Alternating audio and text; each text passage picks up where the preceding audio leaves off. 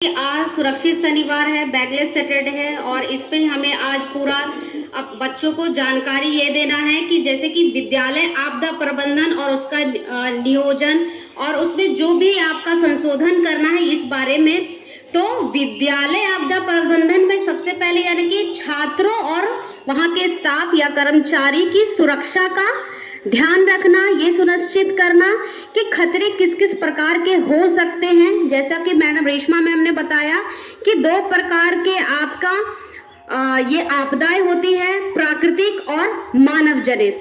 प्राकृतिक में जैसे भूकंप, बाढ़, सूखा और आपका लू, आग लगी, ये सारी चीजें जो आ जाती हैं आपकी प्राकृतिक आपदा में। और मानव जनित में जैसे मैम ने बताया कि डिफॉरेस्टेशन, पेड़ की कटाई, और अभी जो ये ऑपरेशन सिंदूर चल रहा है ये भी तो मानव जनित ही है कि किसी मानव के द्वारा किसी पर अटैक कर देना, निर्दोष लोग की हत्या कर देना।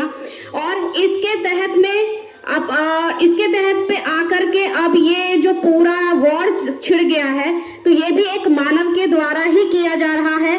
तो ये मानव आपदा के रूप में भी इसको हम मानव जनित आपदा के रूप में भी ले सकते हैं। और इन सब चीजों के लिए हमें सबसे पहले ये ध्यान में रखना चाहिए, इसमें हमें कार्यरत अपने आप को तैयार कैसे रखना है, हमें जोखिमों और ये आपदाओं का पहचान करना, उसका मूल्यांकन करना, फिर उसके बारे में हमें दूसरा ये करना चाहिए, उसके बचाव का योजना बनाना चाहिए। आपस में हमें छात्रों और कर्मचारियों को मिलकर के इसका आपस में प्रशिक्षण भी करना चाहिए। मॉक ड्रिल जैसी चीजें जो आप देख रहे हो, पूरा ब्लैकआउट करना सभी राज्यों में, सभी जिलों में कराया जा रहा है, ये क्या है, आपदा से जो होने वाला है इस चीज के हमें मॉक ड्रिल भी होना चाहिए कि अगर वॉर छिड़ जाए मानव जनित आपदा में तो हम अपने आप को सुरक्षित और संरक्षित कैसे रख सकते हैं, इसके बारे में भी योजना बनाना। आपस में संपर्क बनाए रखना, समन्वय बनाए रखना और अपने आप को धैर्य पूर्वक दिमाग से काम लेना, ये नहीं कि विचलित हो जाएं।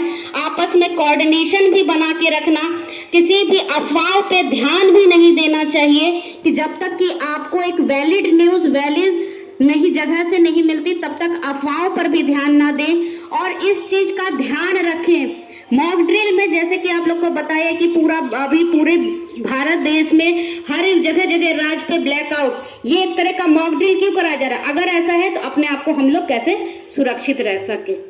और हम लोग प्राकृतिक आपदाओं के बारे में तो पूरा प्रशिक्षण करते हैं कि हाँ भूकंप आए तो हम लोग को क्या करना चाहिए, सुरक्षित स्थान पर पहुंच जाना चाहिए, बाढ़ आ जाए तो हमें शेल्टर के लिए, खाने पीने के लिए जो भी सारी चीजें, इस सब का पूरा पहले से भी योजना बना के रखना है। यही सारी चीजें हैं आज के कि विद्यालय में बच्चों के जानकारी है, बच्चे अपने गार्जियंस को भी जानकारी दे सके कि ये सारी चीजें हो सके, आपस में एक दूसरे को पूरा सूचित करते रहें ताकि हम लोग आने वाले आपदाओं पर एक दूसरे का साथ दे सके और किसी भी आपदाओं से बच सके। और उसके बाद अगर आपदा हो जाती है तो अपने आप को जोखिम को झेलने का, उसके उबरने का हम अपने अंदर शक्ति पा सके। आज के लिए मेरा यही थोड़ा सा सब थे। थैंक यू सर, धन्यवाद सर, हमें ये अपॉर्चुनिटी देने के लिए कि हम कुछ शब्द यहाँ रख सकें। धन्यवाद सर।